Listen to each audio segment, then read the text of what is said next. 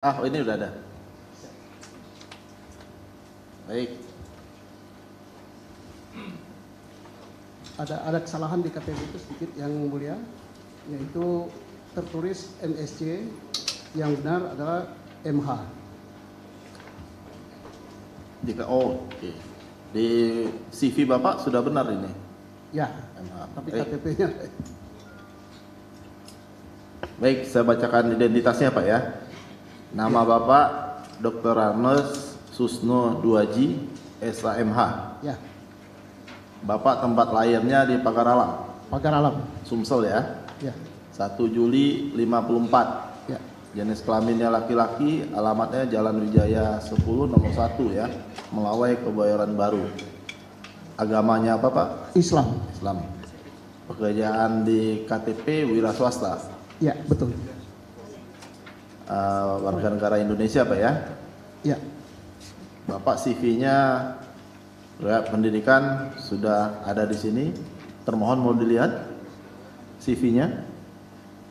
Silakan kalau mau dilihat. Tidak perlu saya bacakan lagi karena ini sangat banyak CV-nya. 35 tahun yang mulia dinas. 35 tahun dinas di mana Pak? Sampai ke Maluku, sampai ke Nusa Tenggara. Sama dengan kami berarti Pak ya. Siap. Seluruh Indonesia ya.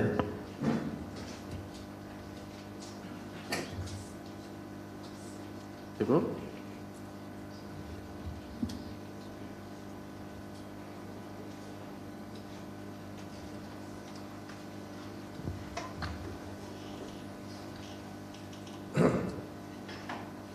Sebelum saya lanjutkan dengan secara selanjutnya, ada tanggapan dari termohon terhadap ahli yang dihadirkan oleh tim kuasa para pemohon?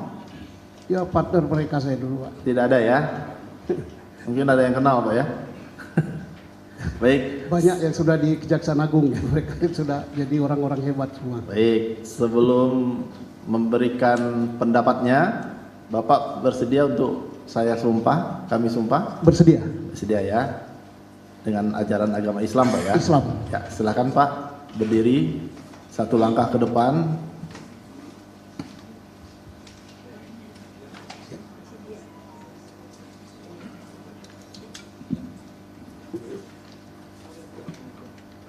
Ikuti ucapan sumpahnya. Siap. Pada hakikatnya Bapak yang bersumpah, saya hanya memandu ucapan atau lafaz sumpahnya saja. Diucapkan atau dilafazkan Pak ya sumpahnya ya. Siap. Bismillahirrahmanirrahim. Bismillahirrahmanirrahim. Demi Allah saya Demi bersumpah Allah saya bersumpah bahwa saya sebagai ahli sebagai ahli akan memberikan pendapat dengan sebaik-baiknya dan sebenar-benarnya dengan sebaik-baiknya dan sebenar-benarnya menurut pengetahuan dalam bidang keahlian yang saya miliki. Silakan duduk Pak. Baik, sebelum kita lanjutkan, saya bertanya kepada tim para pemohon, ahli ini akan memberikan pendapat seputar hal apa Pak? Ahli ini akan memberikan seputar keterangan keahlian dari ahli, yaitu dalam bidang penyidikan dan penyelidikan di kepolisian. Baik, ini terkait dengan keahlian Ya. Bapak ya, Pak ahli ya. Selama 35 tahun tadi Pak ya. 35 tahun. Ya, silakan untuk ditanyakan terlebih dahulu Pak. Baik, terima kasih yang mulia. Terima kasih Bapak Komjen Pol Purnawirawan Dr. Arnes Susno Duaji, SAMH, yang sudah berkenan hadir sebagai saksi ahli di sidang pemohon. Ahli Pak.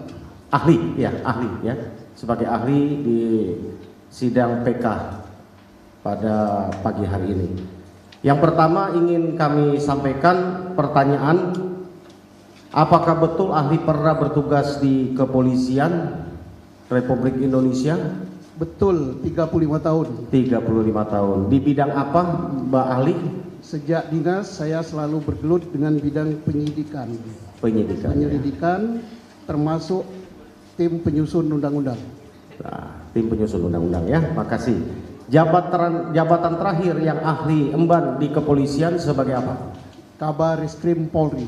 Kabar Reskrim Mabes Polri ya, Polri tahun Bukan, berapa? Bukan Mabes Polri, Ya, Kabar Polri. Reskrim Polri Ya. seluruh Indonesia. Ya. Tahun ahli Tahun 2008-2009. 2008-2009. Sebelumnya saya Kapolda di Jawa Barat. Sebelumnya adalah Kapolda di Jawa Barat. Ahli, ingin kami sampaikan dari pertanyaan yang mendasar yang sebagaimana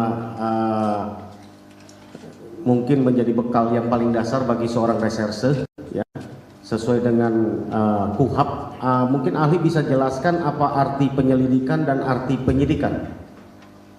Kalau penyidikan itu sama dengan rumusan di dalam undang-undang yang pada intinya upaya membuat terang suatu peristiwa. Ya. Ingat, suatu peristiwa menurut tata cara yang diatur di dalam undang-undang ini. Undang-undang ini itu ialah KUHAP untuk membuat terangnya ya. Kemudian guna menentukan peristiwa itu dan menentukan siapa pelakunya dengan alat bukti yang diatur dalam undang-undang itu. Intinya begitu. Intinya. Jadi penyelidikan ada dalam rangka Awal pertama, daripada penyidikan. awal dari penyidikan ya. Ya oke. Yang ingin kami sampaikan, bisakah ahli sampaikan kalau rumusan KUHAP kita sudah paham ya tentang di dalam ilmu kepolisian yang dimaksud dengan tertangkap tangan dan bukan tertangkap tangan dalam satu peristiwa pidana. Itu udah jelas sekali dalam undang-undang ya. Tertangkap tangan itu definisinya kan sedang melakukan peristiwa, tidak antara lama dia melakukan itu, diteriaki oleh orang banyak, pada dirinya ditemukan alat bukti terhadap peristiwa itu. Itu saya kira pelajaran kelas bintara sudah mulai. Makasih ahli. Jadi kalau tertangkap tangan adalah peristiwa yang sedang dia lakukan, Iya, lalu ditangkap ya? iya orang Diamankan. kampung pun tahu itu tertangkap tangan gitu ya. Kalau yang boleh mengamankan yang tertangkap tangan menurut ahli siapa di dalam ilmu kepolisian? Siapapun boleh, Siapapun boleh ya. boleh menangkapnya tapi diserahkan pada yang berwajib. Sesudah diamankan ditangkap dia diserahkan kepada pihak yang Diserahkan wajib. ya. Oke. Dia tidak boleh memeriksa, tidak boleh apa-apa, apalagi memukuli ya nggak boleh. Gitu. Oke. Menurut ahli, kalau ada satu peristiwa pidana sudah berlangsung 45 hari, baru ada laporan polisi masuk ke satu kepolisian dan dicatatkan menjadi laporan polisi, apakah itu kategori tertangkap tangan atau bukan? Ya bukan. 3 jam setelah peristiwa kalau nggak tahu langsung, nggak melihat langsung aja bukan, apalagi sudah berhari-hari. Jadi itu sudah jelas ya ahli ya? Ya tidak tertangkap tangan. Tidak tertangkap tangan ya. Jadi karena kalau satu peristiwa pidana dan itu sudah berlangsung beberapa hari baru dilaporkan ke kepolisian, itu bukan kategori tangkap tangan ya? Bukan. Oke. Ahli, kita ingin bertanya di dalam memulai suatu proses yang bukan tertangkap tangan yang berdasarkan laporan polisi tadi dalam suatu tindak pidana. Ya. Bagaimana proses di kepolisian biasanya? Pertama dilaporkan dulu. Habis dilaporkan dan melaporkannya bukan langsung laporan tindak pidana. Tapi ada suatu peristiwa terjadi di suatu tempat, diperkirakan waktunya kapan. Baru masuklah penyelidikan. Peristiwanya itu apa? Oh, ditemukan orang mati. Nah, orang mati pun belum tentu pidana, bisa saja mati serangan jantung, mati jatuh di pohon, mati digigit ular kan. Jadi yang menentukan itu pidana apa tidak, mengarah kepada pidana hasil penyelidikan. Setelah itu tim penyidik baru bergerak kalau dia udah pidana. Nah, untuk menentukan dia pidana saya langsung ke penyidikannya, minimal harus 2 alat bukti. Dan dalam sistem penyidikan, kalau ditemukan suatu peristiwa, apa yang harus dilakukan? Adalah pengolahan trial evidence, yaitu TKP, korban, saksi. Nah, atau alat bukti. Nah, diolah di situ baru tentukan peristiwa apa ini. Apakah ini mati karena serangan jantung? Apakah mati karena jatuh di pohon? Apakah mati karena tabrakan, kecelakaan lalu lintas? Saya langsung mencontohkan kepada kasus kematian ya. Nah, apakah mati karena racun? Nah, untuk menentukan itu minimal harus ada 2 alat bukti. Dan bukan jumlah saja ya, 2 alat bukti itu harus bersesuaian, baru punya nilai. Kalau alat buktinya satunya ini, satu ke barat, satu ke timur ya, walaupun 50 nggak ada nilainya gitu.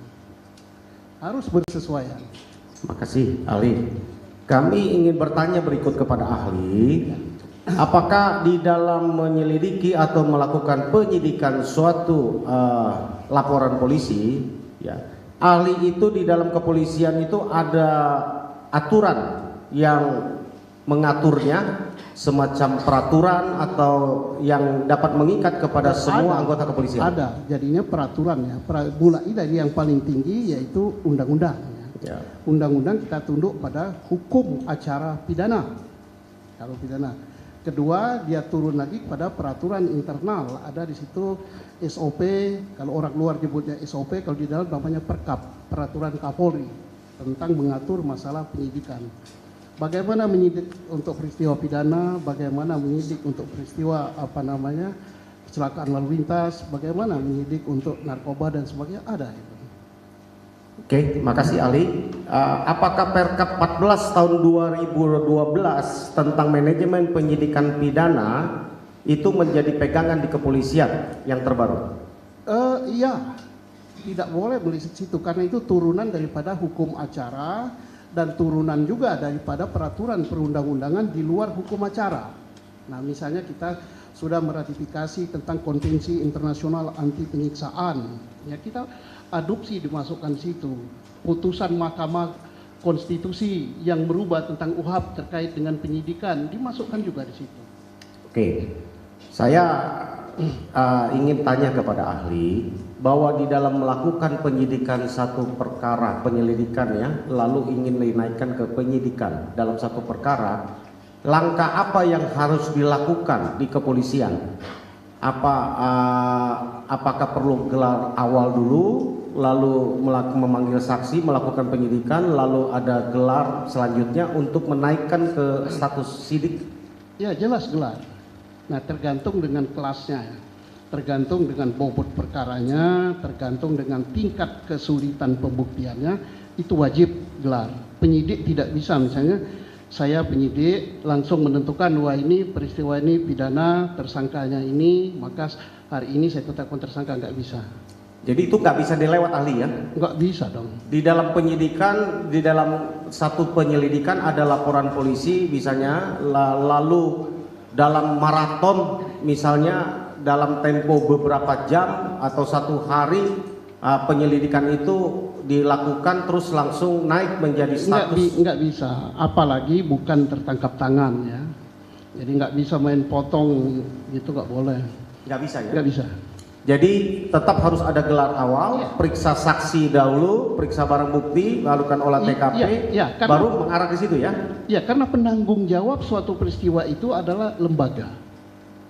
Lembaga diturunkan ke Kabarisskrim, kalau di Barisskrim diturunkan kepada direktur diturunkan kepada kadit baru pada penyidik. Jadi mereka ini bertanggung jawab semua. Jadi tidak bisa misalnya Kabarisskrim, wah saya tidak nangani itu, yang nangani itu inspektur itu. Enggak, ini institusi, makanya perlu ada pertanggungjawaban. Hanya sampai apa tidak ini ke level yang paling atas tergantung dengan bobot perkara. Bobot perkara itu tergantung dengan jenis peristiwa dan tergantung dengan tanggapan publik.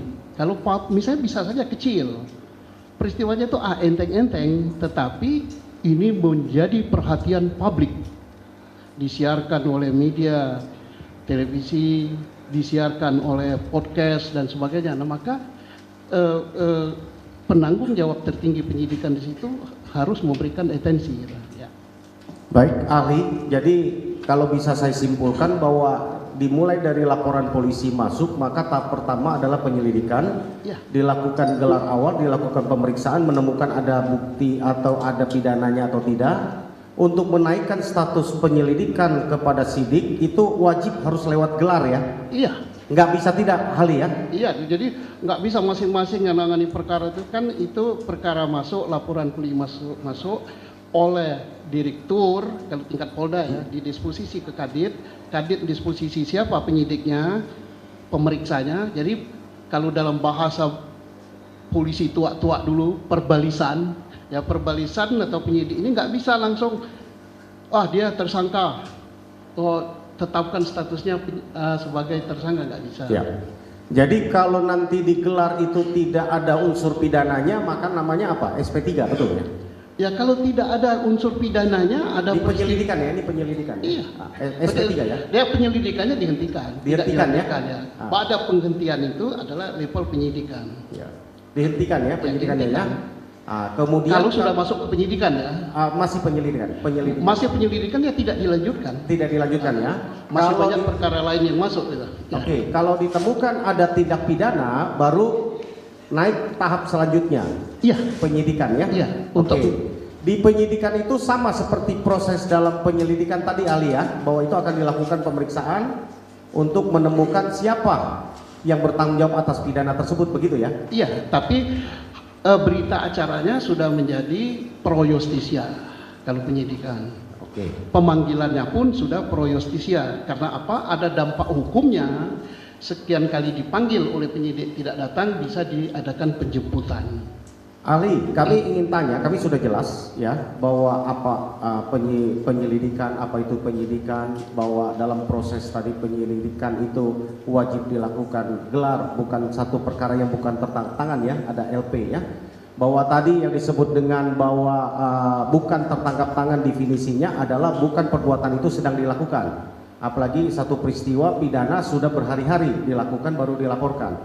Ingin kami tanyakan, kalau ada anggota polisi yang melakukan memakai istilah tangkap tangan, mengamankan langsung tanpa ada surat perintah penyidikan dan bukan bidang dia, tapi dia anggota polisi, ya, melakukan tangkap tangan dalam suatu tindak peristiwa pidana, lalu membawa langsung para yang ditangkap diamankan itu ke kantor polisi, dilakukan interogasi sendiri, lalu diduga ada pakai kekerasan di dalam mengorek keterangannya dari para yang ditangkap tersebut.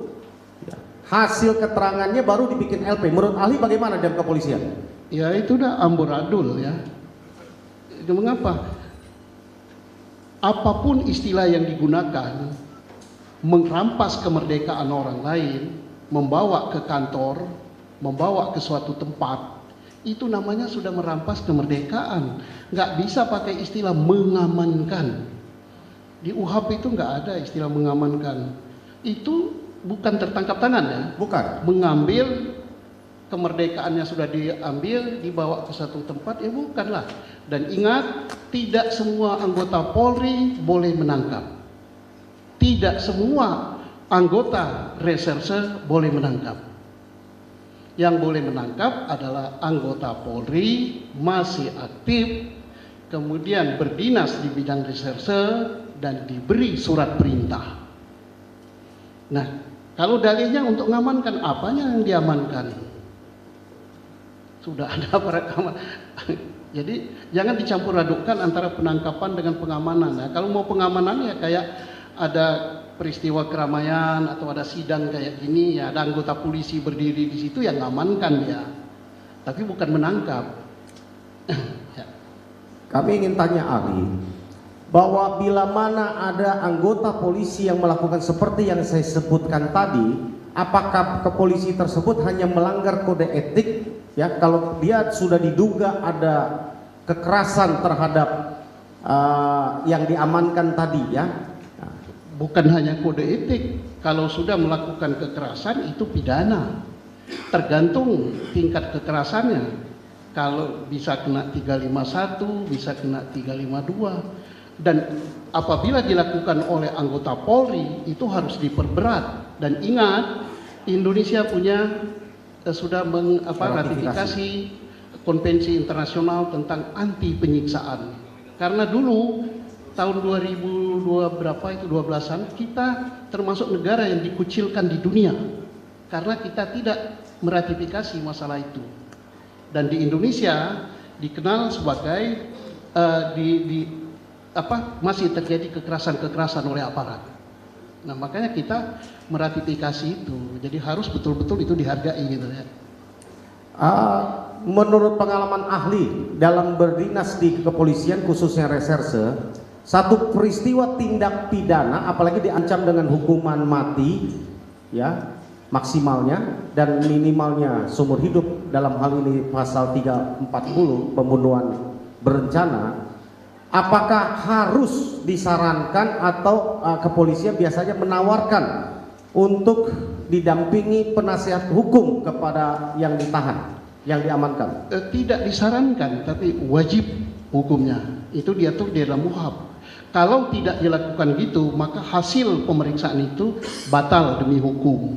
Dan sudah beberapa putusan pengadilan, ya ingat, beberapa putusan pengadilan membatalkan dan membebaskan terdakwa karena tindak pidana yang dilakukan diancam dengan hukuman 5 tahun ke atas dan pemeriksaan awal tidak didampingi, maka batal demi hukum. Itu amanat undang-undang loh.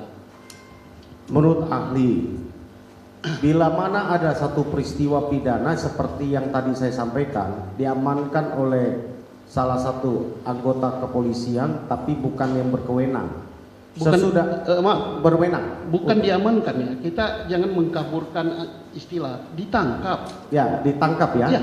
Nah, ditangkap oleh polisi yang tidak berwenang karena tidak dilengkapi surat ya, perintah untuk penangkapan, lalu mengadakan interogasi sendiri, ya diduga ada tadi penganiayaan sendiri tadi itu ya, untuk mendapatkan pengakuan dari yang ditangkap tadi ya, dan kemudian dibuatkan LP, lalu dalam tempo 24 jam ya, kurang dari 24 jam, misalnya satu peristiwa ditangkap di pukul 16.00 ya, lalu si tersangka itu dilakukan interogasi, lalu 18.30 dibuatkan LP, pukul 20 sudah naik sidik, sudah ada sprintnya, pukul 21.22 sudah keluar sprint penangkapan. Si yang ditangkap itu masih ada di kantor polisi semua.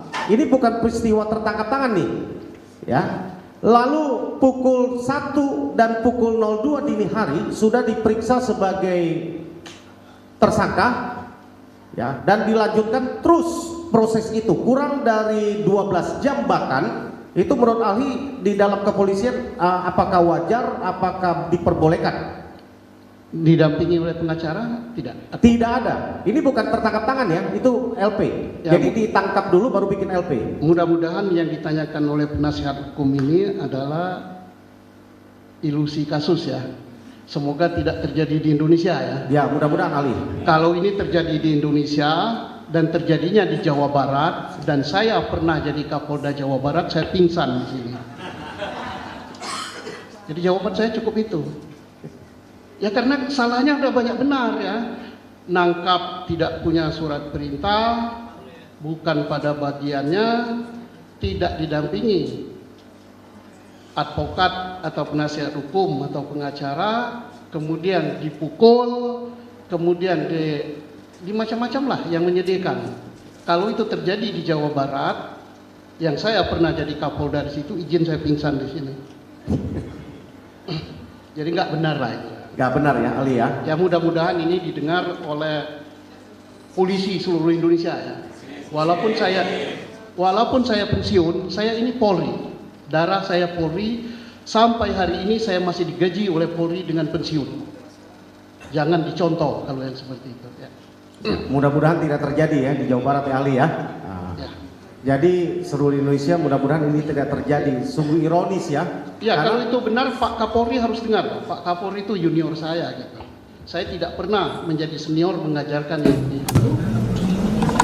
Jadi kalau tadi kita kembali ke awal, dalam kasus kami sebagai penasihat hukum ya, sebagai advokat, biasanya kalau kami melaporkan sesuatu Pak ahli ya, itu menunggunya bahkan ada yang sebulan, 2 bulan, 3 bulan, 1 tahun, 2 tahun, bahkan ada yang kadang Ya, saking lamanya kami lupa, gitu ya.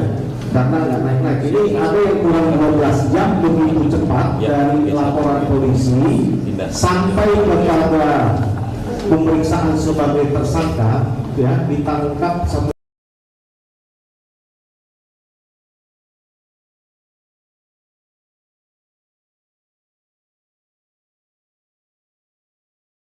itu luar biasa ya, nggak mungkin terjadi ya.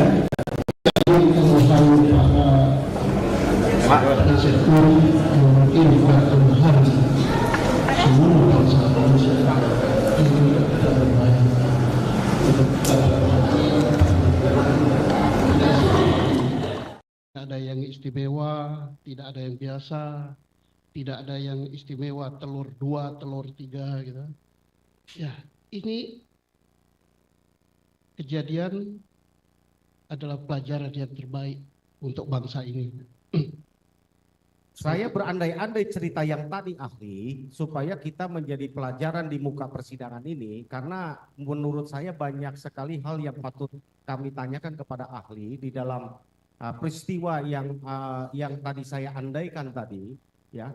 Saya dapat membayangkan seseorang membuat laporan polisi pukul 18.30, ya. Kita anggaplah tidak tahu bahwa itu adalah hasil dari satu dugaan penyiksaan dan pemaksaan untuk pengakuan, ya. Lalu dibuatkan LP tanpa memeriksa, hanya diperiksa saksi pelapor, bisa keluar sprindik untuk naik menjadi sidik dalam tempo 4-5 jam kemudian, lalu keluar surat penangkapan, dilanjutkan dengan pemeriksaan sebagai tersangka. Saya tidak melihat di situ apakah Inavis itu sudah datang ke TKP yang diduga, apalagi ini tindakan peristiwa yang tadi saya andaikan tadi itu ahli adalah misalnya pembunuhan berencana. Harusnya kan diadakan olah TKP dahulu, saksi yang melihat dikumpulkan, yakin betul baru dinaikkan tersangka. Kalau menurut saya biasanya yang kami tangani satu peristiwa kan begitu ya ahli ya. Ya, mudah-mudahan apa yang Bapak penasihat hukum sampaikan di sini itu tidak sebagai suatu keluhan, tapi berdasarkan bukti autentik ya. Artinya ada itu kan.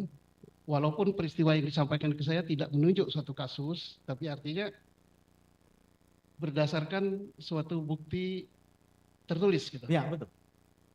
Ya, kalau suatu bukti tertulis, nah ini untuk perbaikan gitu ya. Menurut ahli nih di kepolisian, kalau menerima satu laporan, ya udah, saya jawab begitu pasti nggak benar gitu kan. Nggak ada istilah begitu, mana sempat. ya. Ya. Menurut ada satu laporan nih, apalagi terkait pembunuhan berencana ahli. Apakah perlu dan wajib dilakukan olah TKP dan memeriksa saksi dahulu? Ini bukan tertangkap tangan sedang membunuh ya? Ya, pertanyaannya wajib apa tidak? Sangat-sangat wajib. Kalau wajib itu ada level 1, level 2, ya pakai level tertinggi. Karena pembunuhan berencana itu diancam dengan hukuman mati. Karena diancam dengan hukuman mati, olah TKP itu wajib.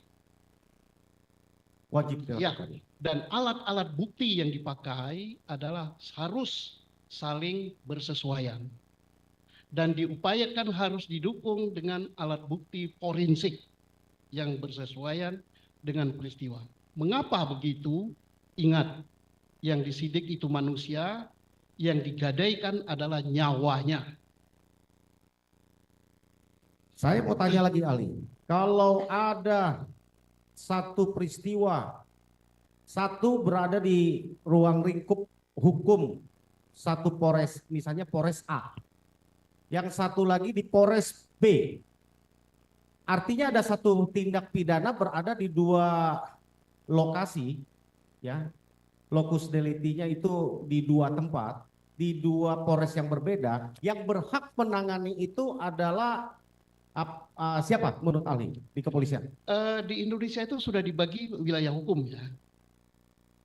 Kepolisian resort kota, kepolisian resort kabupaten, dan naik sampai ke atas untuk penegakan hukum. Aparat penegak hukumnya pun sudah dibagi.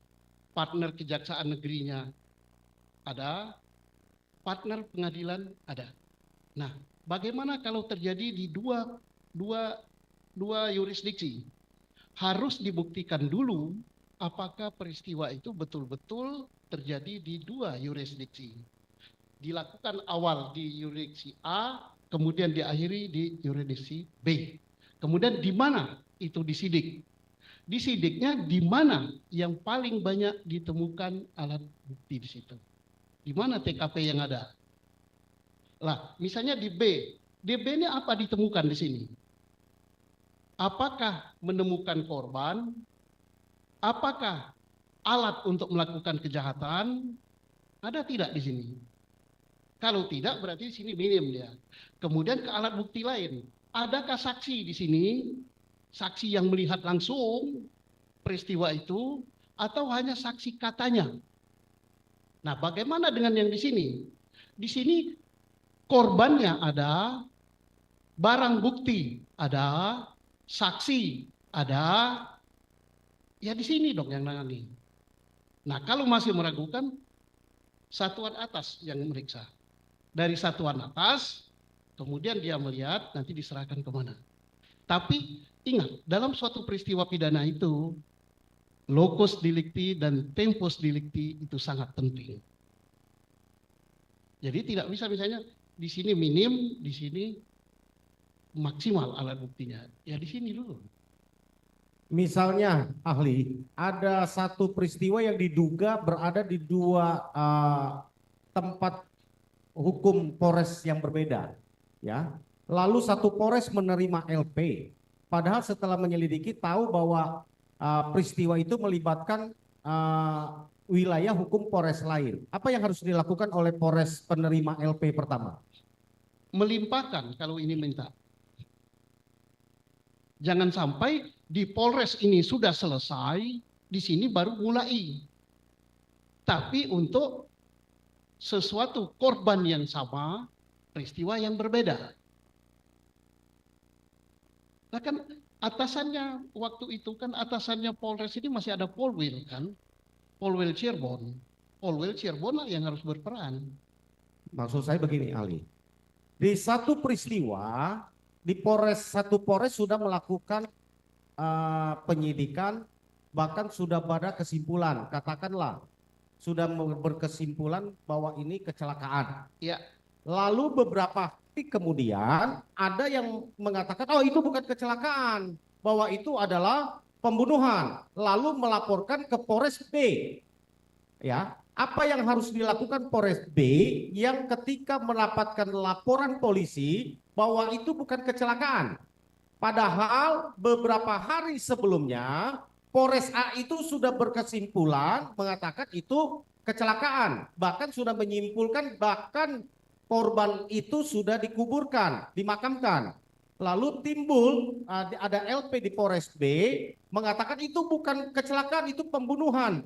Lalu ya itu yang tadi ada apa namanya? Ada tadi yang saya ceritakan tadi bahwa ada dugaan pemukulan dan sebagainya. Menurut ahli, apa yang harus dilakukan Polres B sesudah menerima laporan bahwa ini bukan kecelakaan? Seharusnya dilakukan apa? Apa langsung menyidik atau bagaimana?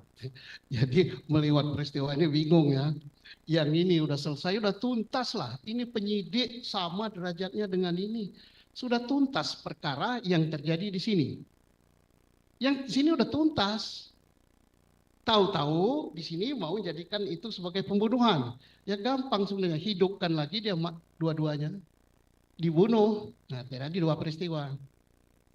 Ya kalau dia nggak hidup lagi, nggak dibunuh di sini nggak bisa dong. Udah tuntas kecelakaan lalu lintas. Mau dijadikan pembunuhan di sini ya udah, ada nggak dukun yang bisa ngidupkan itu? Hidupkan lagi, bunuh di sini, udah jadi dia. Nanti kalau nggak gitu datang lagi Polres D. Wah itu tidak, itu keracunan narkoba, beli narkobanya di tempat kami. Kena lagi dia peristiwa narkoba di sini. Kan aturan hukum itu udah jelas cara mainnya. Jangan mempersulit yang sudah gampang. Maksud saya gini Ali, To the point aja, maunya apa gitu coba. Ya, jadi ada satu peristiwa nih, misalnya sudah dinyatakan bahwa itu kecelakaan, Ya sudah. sudah Selesai. di-close. Ya udah selesai. Lalu tiba-tiba beberapa hari kemudian Ya. ada laporan polisi baru di Polres B Ya, bahwa itu pembunuhan, kan gitu kan? Ah, yang dibunuh ini sama, yang mati ini sama. yang matinya sama. Ya Polres yang ini yang on. Mestinya nanya ke sini, jarak dari sumber ke sini kan dekat. Tanpa misalnya koordinasi atau sudah koordinasi, hari yang bersamaan ketika menerima laporan bahwa itu pembunuhan, tanpa kasus yang pertama ditutup bahwa itu kesimpulan kecelakaan, menurut ahli bagaimana? Ya, nggak usah dipanjang-panjang itu mau buka borok saya itu. Ya itu mestinya nggak boleh terjadi lah begitu. Aku udah paham maksudnya. Tidak mungkin lah suatu peristiwa menjadi dua tempat ini. Jadi itu nggak mungkin ya. Ya. Karena kita perlu ahli Jangan untuk dipanjang-panjang, terlalu banyak orang yang dengar lah. Gitu. ya untuk menyatakan bahwa itu tidak boleh ya harusnya ya Nggak dilakukan. boleh seberapa jauh sih Cirebon Kota dengan Cirebon Kabupaten kan main telepon lagi. Kecuali kalau dua ini sedang tidak omon-omon gitu. Ya. Ya, saya sekali lagi mau tanya, ahli belajar tentang juga penyidikan kecelakaan, Belajar. belajar ya? Ya saya diajari dan saya pernah jadi kasat lantas juga. Dan untuk peristiwa kecelakaan lalu lintas ini nggak usah tinggi-tinggi sampai ke Kabariskrim yang jawab. Polsek aja ngerti kok. Iya, ditemukan dua orang mati. Mati satu ya, satu mati, satu enggak. Ada darah, ada helm, ada sepeda motor. Kemudian TKP-nya kayak gitu. Di situ ada tiang penerangan jalan umum. Ada saksi, saksi ada. Banyak saksi. Dan kalau Polres ini mau meriksa juga ini, saksi yang mengelola TKP ini, kenapa nggak diperiksa di sini? Jadi saksi apa tidak dia? Perbalisan bahasa polisi zaman Bahala. Yang menangani ini kecelakaan lalu lintas, diperiksa nggak dalam kasus ini? Maksud saya gini, ahli.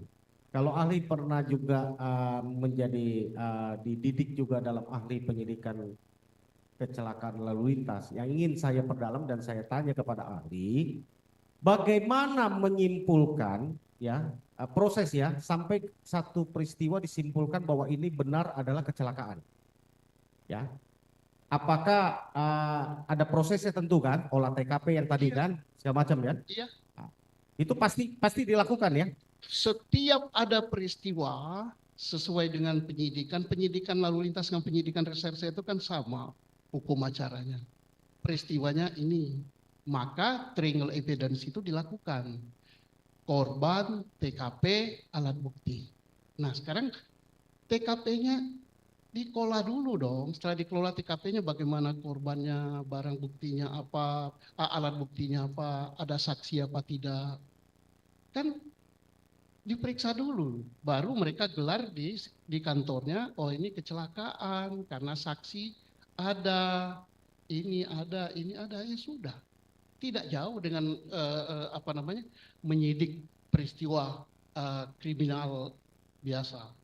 Nah, tinggal di sini ada tidak yang bertanggung jawab terhadap kecelakaan itu. Kalau kecelakaan itu tunggal, berarti yang bertanggung jawab dirinya sendiri. Tuntas dia. Oke, jadi untuk menentukan berkesimpulan bahwa itu satu peristiwa kecelakaan harus lewat gelar ya, ahli ya? Iya. Harus lewat gelar ya? Ya, karena tidak bisa seorang petugas piket malam langsung menentukan itu. Oke, berarti sekali lagi saya tekankan lewat gelar itu berarti ada saksi yang diperiksa, ada barang bukti yang dihadirkan, baru pada kesimpulan kepada kecelakaan. Kemudian saya mau tanyakan ahli, kalau dalam satu peristiwa TKP kecelakaan, ya, ada TKP yang mencurigakan, misalnya ada batu yang berserakan, ada bambu yang di situ di lokasi, luka tubuh korban misalnya diduga ada luka tusukan benda tajam, apakah berani seorang proses di kepolisian khususnya Laka menentukan itu peristiwa lalu lintas, kecelakaan lalu lintas? Kalau di TKP ditemukan tadi ya, di dalam satu lokasi di olah TKP. TKP lalu lintas. Ya, Di situ ditemukan batu batu berserakan di jalan. di jalan. Ya, di jalan. Terus? Lalu ada bambu misalnya berserakan. Ada bambu berserakan. Lalu tubuh korban diduga ada luka tusukan. Tusukan. Ya. Biasanya ahli atau yang ahli tangani penyidik lalu lintas kalau menemukan kondisi demikian apakah meneruskan di unit laka atau dilempar ke unit reserse umum? Makanya saya katakan tadi ya bahwa triangle evidence itu sangat penting. Ditemukan kondisi kayak gini. Ada kecurigaan dari penyidik lantas bahwa ini bukan kecelakaan lalu lintas murni tapi diduga ada pidana, maka gelar gabungan serse dengan lalu lintas. Tapi kalau benda-benda itu tidak ada sama sekali di situ dan ada saksi mata yang melihat dan lain-lain, ya udah mau apa ini panjang-panjang. Oke, terakhir yang dari saya mungkin sebelum nanti teman-teman yang lain ahli. Kalau satu kasus sudah dinyatakan kecelakaan, lalu ada laporan baru seperti yang tadi, harusnya menurut ahli kasus yang kecelakaan itu mesti dinyatakan batal dulu lewat gelar atau boleh penyidikan itu berjalan lalu diambil alih? Lah pasti mereka kalau sudah beberapa hari ya, pasti mereka udah menuntaskan ini kan. Perkara ini udah tuntas di yang punya wilayah. Kecelakaan buktinya apa? Saya katakan sudah tuntas. Jenazah udah diserahkan kepada keluarga. Ya. Kalau belum tuntas nggak berani nyerahkan itu. Hasil gelar mereka sudah pasti bahwa ini kecelakaan lalu lintas dan sebagainya, jenazah diserahkan. Tentang beberapa hari kemudian ada pembunuhan di suatu tempat ini, ya berarti tidak terkait lagi dengan ini. Nah tinggal nanti pertanyaannya sebenarnya logikanya gampang. Bisa nggak orang mati 2 kali gitu aja. Oke, dari saya cukup, mungkin ada yang mau tahu. Izin yang mulia, ahli terima kasih. Tadi dijawab bahwa ketika memutuskan kasus itu kecelakaan gelar gitu ya kira-kira. Kalau untuk kasus yang diduga pembunuhan juga dilakukan gelar. Semua. Oke. Ketika gelar apa yang menjadi pertimbangan-pertimbangan dalam rapatnya internal itu untuk bisa mantap dengan arah itu Ya, adalah ini pembunuhan. karena tidak tertangkap tangan ya yang ditanyakan Yang ya. tidak tertangkap tangan. Pertama apa yang didapat di TKP? Yang didapat di TKP dibawa di dalam forum gelar, dibicarakan. TKP begini, yang ditemukan di sana ini, taruhlah peristiwanya. Ditemukan 2 orang, 1 sudah meninggal, 1 belum. Ini darah, ini sepeda motornya lecet di sini, helmnya begini. Ini saksi yang melihat, saksi yang ini begini dan sebagainya. Kemudian ini tetap juga harus dipisem karena menyangkut manusia. Hasil pisemnya begini, tapi pisemnya menurut dokter begini bunyinya. Nah, disimpulkanlah oleh kalau di level Polres itu paling tidak Kasat, ya.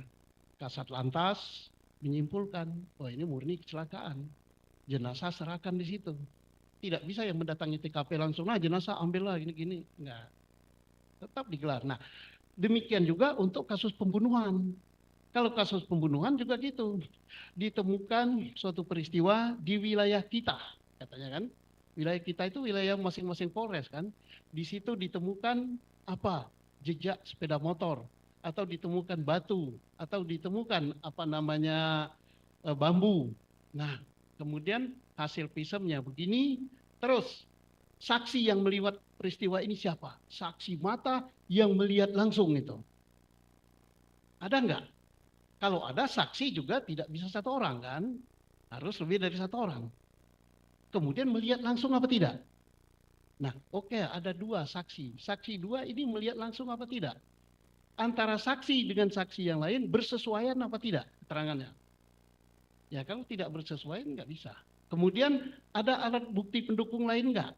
Misalnya HP, di situ ada percakapan, di situ ada koresponden tertulis. Kemudian HP juga bisa menunjukkan posisi di mana sesuai dengan BTS yang terdekat. Kan gitu. HP kita ini bisa nunjukkan. Istri saya bisa tahu saya di mana sekarang dengan melacak ini. Itu alat bukti semua. Nah, jadi itu harus diambil untuk membuktikan bahwa peristiwa ini benar demikian. Baik, terima kasih. Lebih lanjut lagi, Pak. Ketika mendiskusikan itu, bagaimana cara menghubungkan dengan hasil olah TKP yang didapat, visum tadi disebutkan, kemudian mungkin ada hasil otopsi, kemudian ada barang bukti, bisa alat yang digunakan untuk kejahatan sampai matinya orang, kemudian bisa juga misalnya pakaian yang digunakan, bagaimana melihat kesesuaian ini? Semua ini bersesuaian untuk menentukan apa yang terjadi. Bukan dibalik ya. Bukan dibalik, ini pembunuhan. Orang ini dibunuh, ini TKP-nya begini. Enggak begitu. Tapi apa yang ditemukan di TKP? Dari keterangan saksi bagaimana, dari keterangan ahli bagaimana, dari alat bukti berbicara apa, dari forensic evidence berbicara apa, baru ditentukan oh peristiwanya pembunuhan. Setelah itu baru dicari siapa yang membunuh. Dan tetap berpedoman pada ini, berpedoman kepada forensik hasil pemeriksaan dokter, berpedoman kepada ahli, berpedoman kepada keterangan saksi, berpedoman kepada bukti HP yang dinamakan kita scientific crime investigation, baru menentukan itulah pelakunya. Bukan tentukan pelakunya ini atau tentukan peristiwanya ini, olah TKP, nggak nyambung, dia nggak gatuk gitu kan. Nah, itu penyidikan yang terbalik namanya. Nggak boleh begitu. Baik, terima kasih. Selanjutnya kan mulai mengumpulkan alat bukti tentu para penyidik SOP-nya. Antara lain adalah saksi. Ya. Ketika bukan tertangkap tangan, ini antara peristiwa dan dilakukannya proses penyidikan selang beberapa hari. Itu biasanya SOP-nya periksa saksi dulu sampai ada kekuatan baru menetapkan tersangka dan menangkap tersangka atau dibalik? Ingat, kunci menangkap tersangka itu harus minimal ada 2 alat bukti. Yang dulu yang mana bisa saja. Simultan, saksi diperiksa, ahli diperiksa, bukti forensik diperiksa. Bisa. Yang dulu yang mana bisa saja. Tetapi endingnya minimal 2 alat bukti yang saling bersesuaian. Itu baru alat bukti punya kualitas. Baru bisa melakukan upaya paksa. Termasuk sekarang ini berdasarkan putusan MK untuk menentukan sebagai tersangka. Baik. Menurut SOP di kepolisian, Bapak ahli penyidikan, ketika mulai memeriksa wajib nggak diberitahu bahwa Anda akan disangkakan pasal sekian dengan ancaman hukuman sekian? Wajib nggak diberitahu oleh penyidik? Tertangkap tangan bukan? Ya wajib. Kan dia harus tahu. Pertanyaan pertama itu kan nama dan sebagainya. Kemudian apakah Anda dalam keadaan sehat walafiat jasmani rohani? Kan gitu kan. Setelah itu bersediakah saudara diperiksa? Baru saudara akan diperiksa dalam perkara begini-begini. Itu pertanyaan basic itu. Kemudian apakah juga wajib, tadi sudah disinggung agak mengulang sedikit, apakah bahwa Anda sebagai tersangka berhak untuk didampingi penasihat hukum, apakah penyidik wajib mengatakan itu kepada tersangka? Pertanyaannya, Anda akan didampingi oleh penasihat hukum siapa? Pak, penasihat hukum saya ini tapi belum datang, maka pemeriksaan dihentikan nunggu penasihat hukumnya datang. Atau Pak, saya tidak mampu menghadirkan itu, saya minta disediakan, kan negara menyediakan kan dengan biaya negara, polisi wajib itu.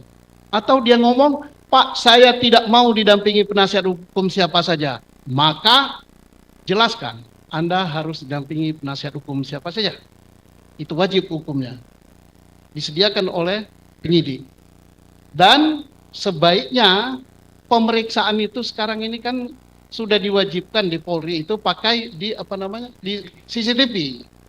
Karena apa? Untuk menghindari debatable supaya tidak ada yang mengatakan tidak didampingi penasihat hukum, didampingi, ada yang mengatakan didampingi, ada yang mengatakan disiksa, ada dia dari pihak sini mengatakan tidak disiksa. maka ini perlu.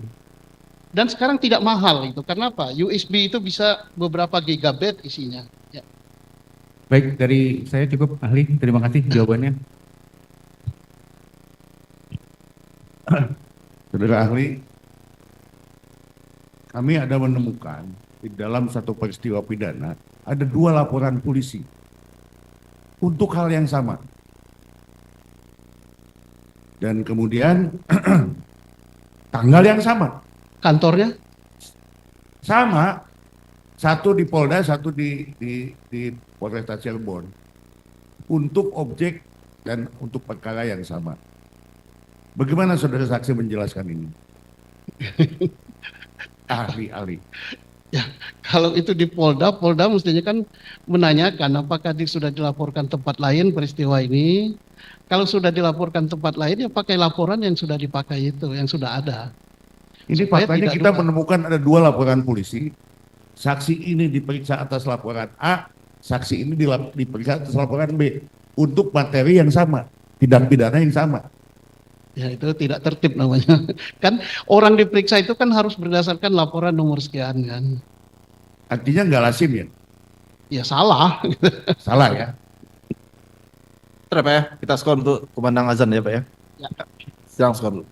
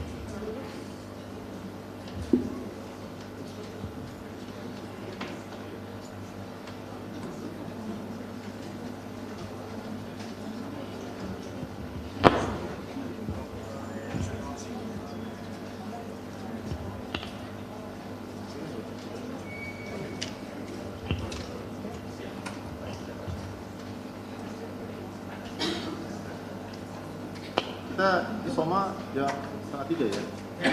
Masih kuat? Masih kuat ya 2:30. Karena kita jadwalnya agak molor tadi. 2:30 aja ya. 2:30 sampai 3:30 ya. Ya, gitu ya. Jadi dapat sholat zuhur dan asar sekaligus. Ya, skor dicabut, sidang tetap menyatakan terbuka untuk umum. Silakan dilanjutkan dari tim penasihat hukum. Tadi sudah dijelaskan, sudah saksi mengenai adanya 2 laporan itu. Kalau itu terjadi, apa akibat hukumnya? Apakah BAP atau berkas-berkas itu jadi otomatis batal atau diulang atau bagaimana? Untuk itu saya tidak menjawab ya. Karena apa? Itu sudah porsinya beliau yang sudah di depan. Jadi majelis hakim lah yang akan memutus. Karena itu termasuk kalau saya katakan pelanggaran hukum dan sebagainya, saya kan penyidik kan. Ya. Penyidik tidak boleh menilai itu. Nah, Baik. majelis hakim yang menyidangkan perkara yang melencong-melencong kayak gitu, itu penilaian majelis hakim mau diapakan berkas kita. Dan itu juga mungkin bermanfaat untuk nasihat hukum di dalam melakukan pembelaan. Putusannya bagaimana? Ya, majelis hakim yang menyidangkan perkara itu. Ya, inilah kejanggalan-kejanggalan yang kami dapatkan antara lain itu. Ya, Lalu satu hal lagi adalah soal bagaimana kalau penyidik ya melakukan tindakan yang abuse of power. Apakah itu dianggap sebagai tindakan pribadi atau itu tanggung jawab lembaga? lembaga mau tak mau pasti kepercikannya. Paling tidak kepercayaan terhadap lembaga itu menurun. Tapi tanggung jawab daripada si pelaku itu, dia kan tetap sebagai pribadi manusia. Dia termasuk barang siapa itu. Barang siapa yang melakukan ini kepada orang lain, termasuk juga pada tahanan atau pada terpidana. Yaitu pelanggaran bukan hanya pelanggaran kode etik, tapi pelanggaran pidana. Tergantung bagaimana kualitas dari para perkara pidana, pelanggaran pidananya. Bisa mengakibatkan dia secara administratif di kepolisian dipecat, dan di dalam perlakuan pidana itu nanti akan diputus oleh majelis hakim berapa tahun dia akan kena. Pelanggaran berat itu. Ya, sementara saya lanjutkan, Saudara Ali. Tadi Saudara Ali menyinggung terkait UN Convention tentang menentang penyiksaan dan perlakuan atau penghukuman lain yang kejam, tidak manusiawi atau merendahkan martabat manusia, yang diratifikasi melalui Undang-Undang Republik Indonesia Nomor 5 Tahun 1998. Karena tadi saksi sudah menyinggung, bahkan juga terkait dalam proses legislasi, ahli. Yang ingin saya tanyakan adalah di dalam pasal 2 dijelaskan bahwa setiap negara pihak harus mengambil langkah-langkah legislatif, administrasi, hukum atau langkah-langkah efektif lainnya untuk mencegah tindakan penyiksaan di dalam wilayah-wilayah kekuasaannya. Perintah dari atasan atau penguasa tidak boleh digunakan sebagai pembenaran atas penyiksaan. Pertanyaan saya adalah, dalam pandangan ahli, selain proses registrasi yang sudah dilakukan oleh instansi kepolisian, apa yang seharusnya dilakukan oleh pihak kepolisian dalam melakukan tindakan-tindakan efektif lainnya untuk mencegah terjadinya kekerasan yang dilakukan oleh anggotanya sendiri? Bagaimana pandangan ahli terkait? Baik, secara yuridis formal, Kepolisian Negara Indonesia telah menurunkan Konvensi Internasional tentang Anti Penyiksaan itu yang telah diturunkan dalam undang-undang kita. Di Polri telah dibuat di dalam peraturan Kapolri. Kemudian berikut disosialisasikan di dalam lembaga-lembaga pendidikan. Kemudian disampaikan kepada pimpinan-pimpinan, para Kapolda, para Kapolres, yang untuk kemudian mereka sosialisasikan ke seluruh anggota. Dan hal itu berlaku bagi anggota Polri yang melakukan tindakan itu, dia harus dikenai sanksi pidana yang sesuai dengan pasal yang dilanggar. Oke, jadi selain diatur dalam bentuk legislasi, diajarkan dalam pendidikan, dan diberikan pengawasan dan tindakan yang proporsional ya. Pertanyaan berikutnya adalah, ini di era saudara ahli sebagai Kabar Reskrim, jadi ini mungkin sebagai ahli atau sebagai fakta. Terbit Peraturan Kapolri nomor 8 tahun 2009 tentang implementasi prinsip dan standar hak asasi manusia dalam penyelenggaraan tugas kepolisian negara Republik Indonesia, yang sampai hari ini belum dicabut. Di dalam pasal 27 ayat 2 huruf H dinyatakan bahwa dalam melakukan pemeriksaan terhadap saksi, tersangka atau terperiksa, petugas dilarang melakukan kekerasan atau ancaman kekerasan baik bersifat fisik atau psikis dengan maksud untuk mendapatkan keterangan, informasi atau pengakuan. Pertanyaannya, ini peraturan teknis yang berlaku di internal Polri dan khusus terkait penyidikan. Bagaimana sistem pengawasan yang berjalan di kepolisian selama ini? Evaluasinya termasuk tindakan-tindakan yang diberikan berdasarkan statistik yang ada di kepolisian. Mohon saudara ahli jelaskan. Ya, itu sudah tertulis ya, mempertegas KUHP, mempertegas peraturan tentang hak asasi manusia. Nah, yang ditanyakan bagaimana mengawasinya? Pertama, pengawasan melekat oleh atasan. Penyidik punya, kalau di Polres itu Kasat, Kepala Satuan, punya Kapolres. Kemudian untuk level yang lebih tinggi lagi, kita punya yang namanya Wasdik, pengawas. Jadi sampai bintang itu pangkatnya kalau di Mabes Polri, untuk mengawasi perilaku penyidik. Kemudian ada lagi yang namanya Propam, yang mengawasi juga tentang ini dan langsung menyidik kalau ada pelanggaran dan memberikan sanksi. Kemudian ada lagi yang namanya Inspektorat Pengawasan Umum, Irwasum. Di luar ada lagi yang namanya Kompolnas. Banyak sekali. Tapi heran kok masih terjadi. Apakah karena kebanyakan yang ngawasi atau karena kebanyakan yang diawasi? Nah, ini perlu dievaluasi oleh PH nanti untuk disarankan pada Polri. Kenapa ini? Perlu pengawasan yang banyak ini atau bagaimana? Ya faktanya ya yang seperti yang kita lihat. Tapi kita berbangga, bersyukur pada Pak Kapolri dan elit Polri bahwa yang melanggar seperti ini pasti ditindak. Kita untuk kasus-kasus yang terakhir ini, Pak Kapolri telah membentuk yang namanya tim sus.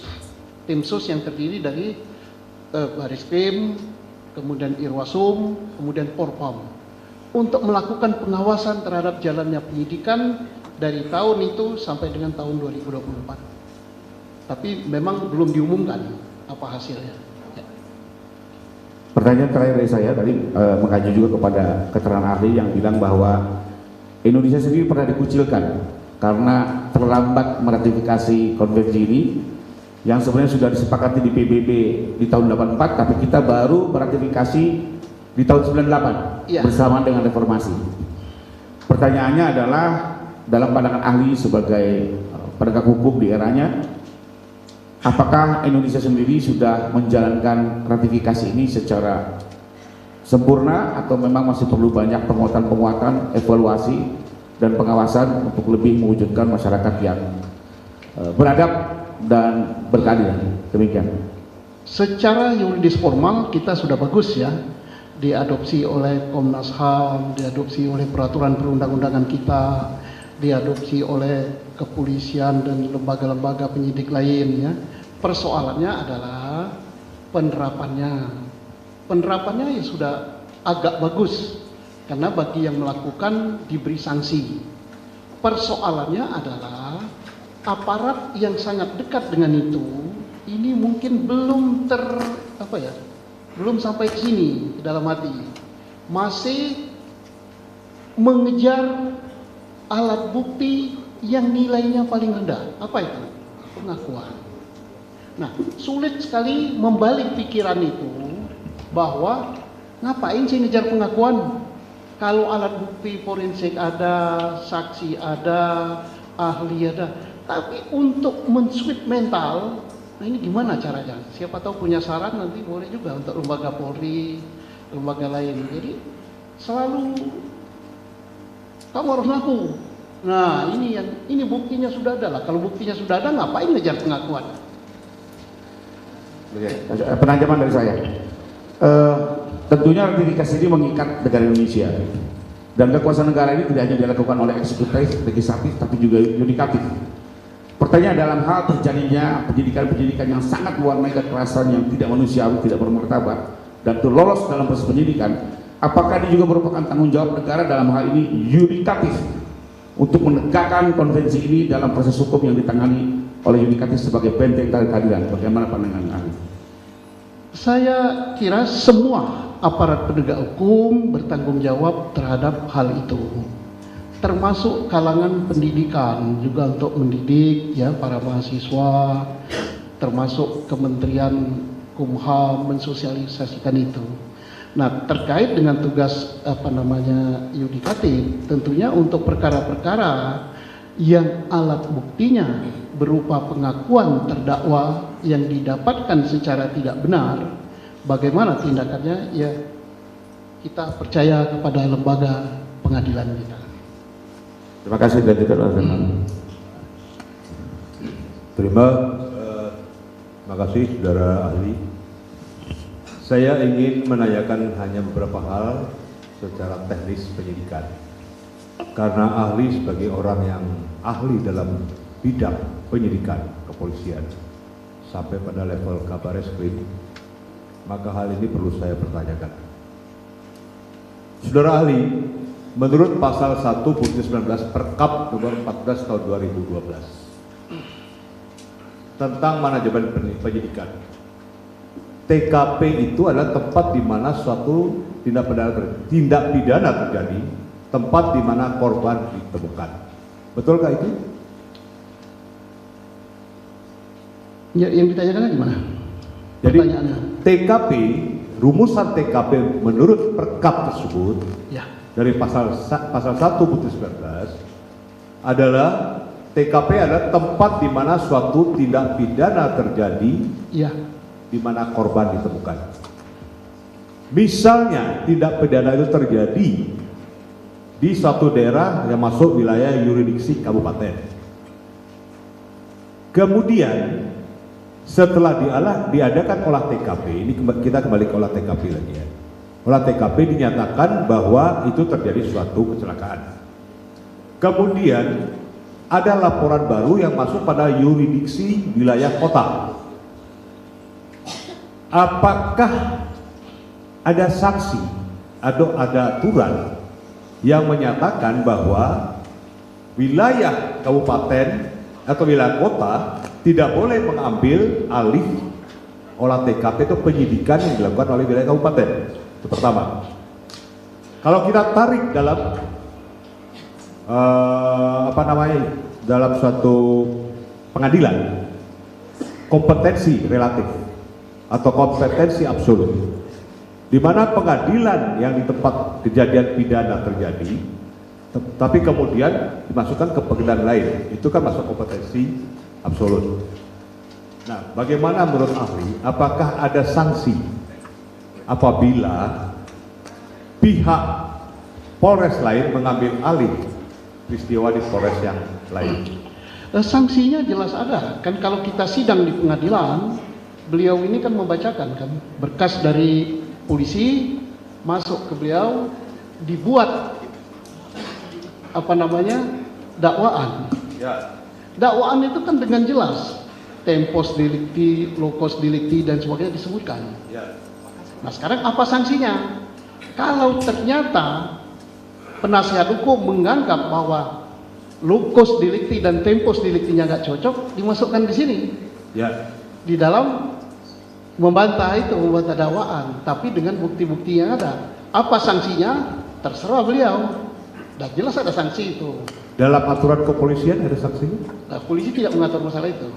Tidak mengacu. Nah, itu sudah diatur di dalam surat dakwaan dan nantinya akan dibacakan di persidangan. Sebelum masuk ke materi pokok, telah terjadi peristiwa ini, diperkirakan tanggal sekian, wilayahnya ini, masuk RT ini, kecamatan ini, kota ini, setidak-tidaknya berada di situ. Kan itu setidak-tidaknya itu untuk membatasi jangan sampai ini melenceng dari yurisdiksi kan. Ya. Nah, kalau misalnya pihak sini menganggap itu melenceng, tentunya kan ada bantahan. Nah, Ya. bantahan apa sanksinya? Majelis yang akan memutus. Oke.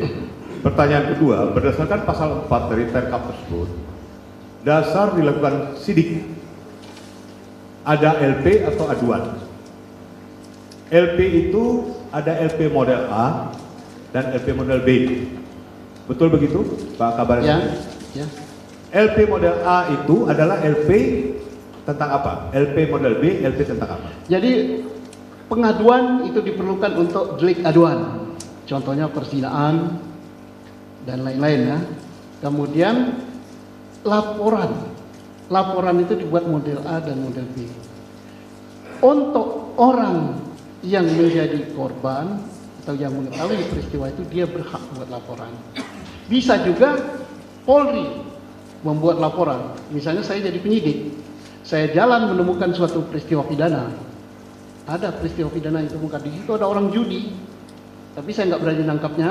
Saya lapor ke kantor, saya buat laporan polisi. Di sana ada peristiwa judi, si A, si B, si C pelakunya. Itu kalau tertangkap tangan. Iya, saya melihat ada peristiwa. Ada peristiwa Iya. pidana terjadi. Iya, bisa Nah, tertangkap tangan, bisa juga tidak tertangkap tangan. pertanyaan saya begini, ahli. Apabila seseorang anggota polisi dia melaporkan kejadian yang berdasarkan pada asumsi dari anggota kepolisian itu, bukan berdasarkan atas hasil penyelidikan, lalu dia membuat laporan polisi.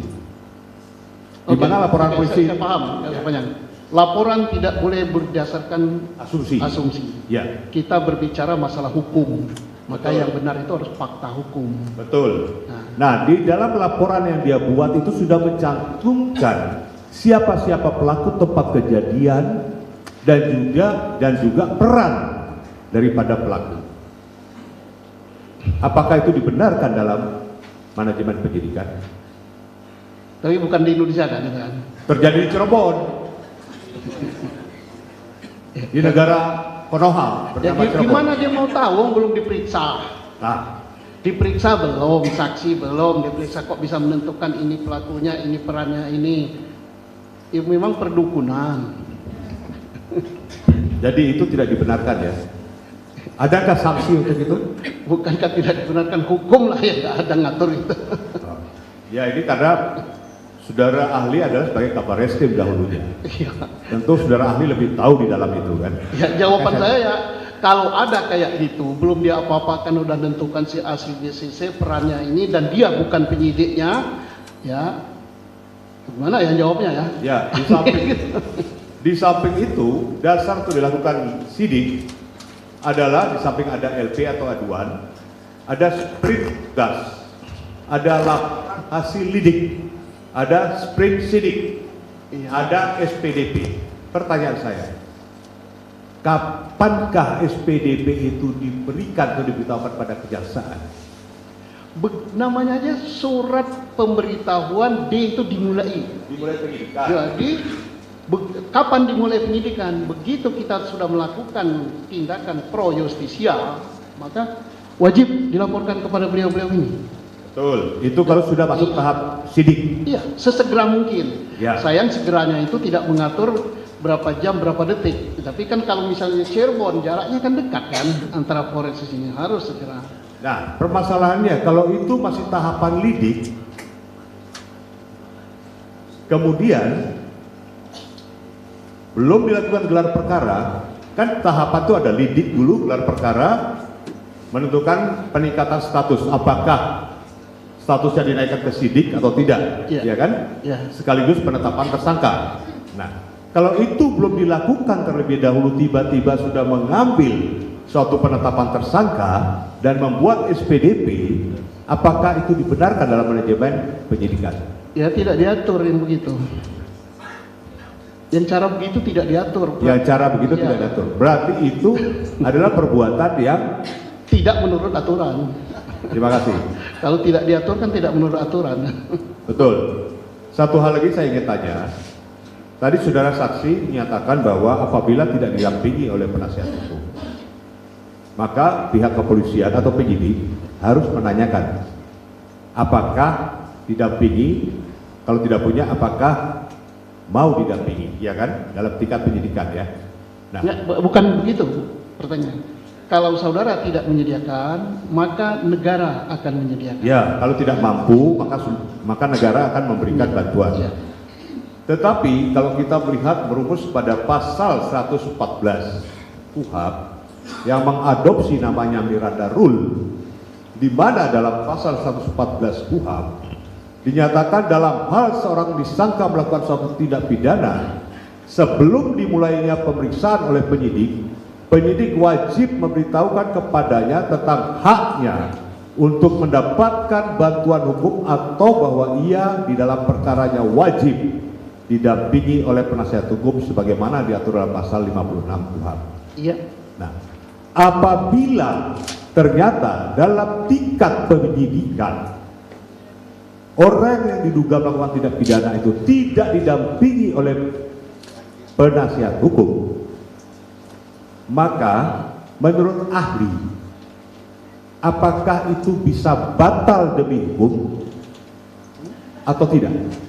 Bukan menurut saya, tapi menurut Iya, sudah ditanyakan tadi. undang-undang dan menurut, tadi sudah tanyakan, menurut Ya. hakim. Saya ingin penegasan ahli karena ahli mantan penyidik. Ya, saya Ya. tidak boleh memutus itu. Yang memutus itu adalah hakim. Dan Ya. pertanyaan saya Beberapa ganti. perkara kalau tidak salah sudah diketok bebas. Ya. Pertanyaannya saya ganti. Ya. Oke. Apakah prosedur yang demikian dapat dibenarkan di dalam tingkat penyidikan? Ya, sekali lagi sudah diputus oleh hakim itu batal. Tidak dibenarkan. Ya. Hakim Terima kasih. membatalkan. Cukup ya? Ya, satu hal lagi yang mulia. Ya. Tolong yang ditanyakan jangan diulang-ulang. Baik, satu hal lagi yang ingin saya tanyakan yang mulia. Tadi saudara ahli menerangkan bahwa di dalam suatu peristiwa, apabila peristiwa itu terjadi di satu tempat dengan peristiwa yang sama, namun laporannya ada dua laporan, ya kan? Nah, bagaimana menurut ahli apabila laporan yang satu dengan laporan yang lain saling bertentangan? Ya, dalam satu instansi yang sama tidak boleh saling bertentangan ya. Seharusnya. Ya, Sudah ditanyakan tadi itu, Ya, Pak. sudah. Sudah ditanyakan sama Baik. rekan Bapak. Terima kasih. Kalau ada pertanyaan yang lain silakan. Oke. Terima kasih ahli. Saya ingin menanyakan yang ringan-ringan saja dulu. Apakah hasil gelar perkara itu harus dicantumkan dalam surat perintah penyidikan sebelum dilakukan tindakan kepolisian seperti penangkapan? Ketentuan harus tidak, ya. Tetapi semua tahapan-tahapan penyidikan harus didasarkan kepada tahapan-tahapan sebelumnya. Misalnya sebelum menyelidiki, dasarnya adalah laporan polisi nomor sekian, dilakukanlah penyelidikan. Hasil penyelidikan untuk ditingkatkan menjadi penyidikan itu gelar. Berdasarkan hasil penyelidikan dan berdasarkan gelar perkara nomor sekian, maka ditingkatkan menjadi penyidikan. Artinya hasil gelar perkara Ya. tersebut dicantumkan ya? Ya, itu dasar. Ahli, ya. Dasar. Terima kasih ahli. Ini untuk menjelaskan karena kami sedang memeriksa sebuah kasus di negara Konaha ya, tidak di Cirebon. Kemudian menurut ahli, siapakah yang berkewajiban mencari barang bukti di dalam suatu tindak pidana? Yang berkewajiban itu adalah penyidik. Wajib dia mencari. Bukan barang bukti saja, alat bukti. Alat bukti itu termasuk saksi. Jadi tidak ada istilah kemana aja lo selama ini, kok sekarang baru bermunculan. Nah pertanyaannya nanti kalau dibalik oleh orang yang ditanya tuh malu lah. Kemana aja penyidik selama ini, kok saya nggak ketemu gitu. Nah, Oke. kemudian si pelapor atau korban tidak salah untuk mengajukan alat bukti. Oh ini ada sini, saya punya HP-nya ini, oh saya punya bajunya ini. Tapi tetap itu harus diambil, disita secara pro justisia. Yang berwenang menyita adalah penyidik. Ya. Baik, ahli. Bagaimana pendapat ahli ataupun pengalaman ahli bahwa apabila seorang penyidik membawa seseorang yang telah dinyatakan tersangka untuk mencari barang bukti,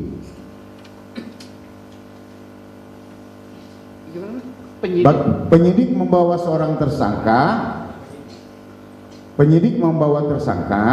untuk mencari barang bukti. Kalau penyidik membawa tersangka tidak salah juga. Karena mungkin waktu pemeriksaan, di mana barang buktinya atau alat yang kamu pakai? Pak, saya simpan di almari.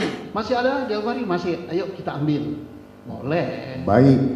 Nah, apabila barang bukti ini merupakan suatu alat yang digunakan di dalam suatu tindak pidana, misalnya terjadi pelemparan batu kepada seseorang mengakibatkan orang itu akhirnya meninggal.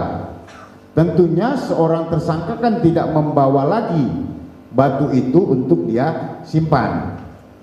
Pertanyaan saya, dari siapakah penyitaan itu dilakukan? Apakah si tersangka itu wajib menunjukkan batunya dan kemudian dinyatakan disita dari si tersangka? Ya, batu yang dilemparkan apa carinya di mana? Jadi tidak mungkin penyitaan batu yang dilemparkan itu disita dari si tersangka. Ya barang bukti itu nggak bisa diganti, nggak boleh diganti ya. Misalnya batu itu kan kalau dilemparkan kan begitu kan. Dia sudah pergi kemana-mana. Di temannya batu ini banyak kan, berteman dengan batu itu. Nah, batu yang mana? Ya, soalnya kami sedang menangani suatu perkara di mana di dalam berita acara penyitaannya bahwa batu itu disita dari si tersangka. Ya kalau batu itu habis dilempar dia ambil lagi, dia simpan, ya harus ditentukan disita dari tersangka. Berarti batu berharga itu menurut Ya, ahli. batu dilempar, oke sudah kena, nanti ketemu lagi dia ambil untuk kenang-kenangan disimpan. Oke. Ya bisa saja. Bisa saja ya ahli. Oke, apakah terhadap batu itu perlu dilakukan pemeriksaan, benar tidak ada sidik jari tersangka di batu itu? Pertama kalau batu itu disimpan di almari ya kita yakin saja itu batunya. Tapi kalau batu itu berhamburan di jalan, batu yang ini apa batu yang itu, kan harus diperiksa sidik jarinya. Ada nggak sidik jarinya? Oh kalau masih ada sidik jarinya betul batu itu. Karena batu nggak bisa ngomong gitu kan.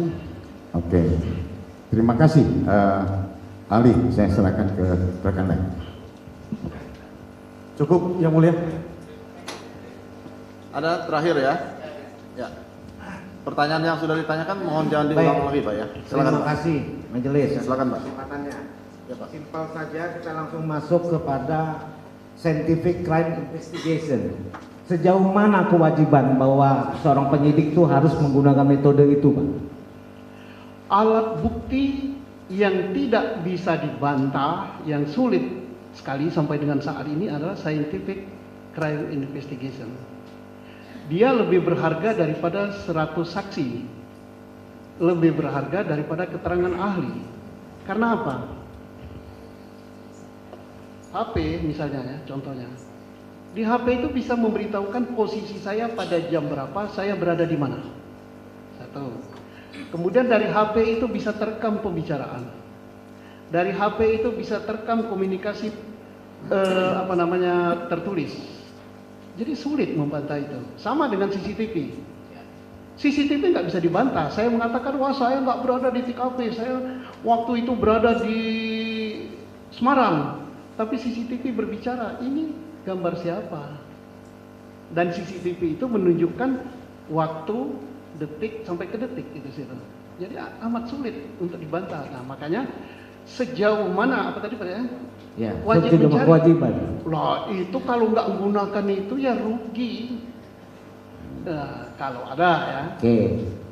Terus saya mau bertanya, apabila bahan-bahan terkait dengan pengolahan secara scientific crime investigation itu ada, tetapi tidak digunakan oleh penyidik, apa yang terjadi, Pak?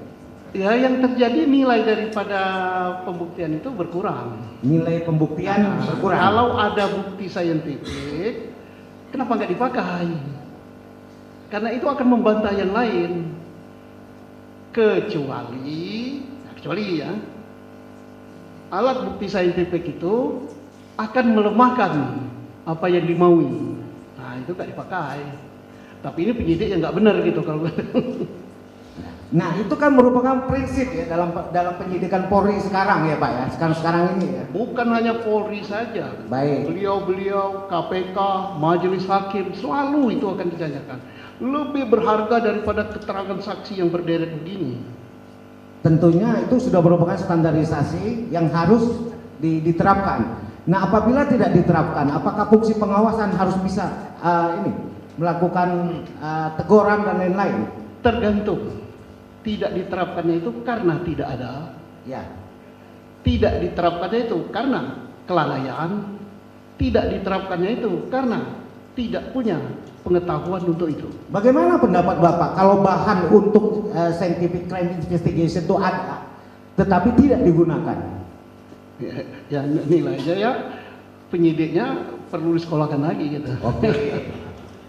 Baik, itu yang pertama. Terakhir, majelis. Ya. Kapan saksi itu bisa disumpah dalam proses penyidikan dan apa alasannya? Saksi disumpah kan ada di UHAP ya. Satu untuk jenis orang-orang tertentu ya, pemegang rahasia.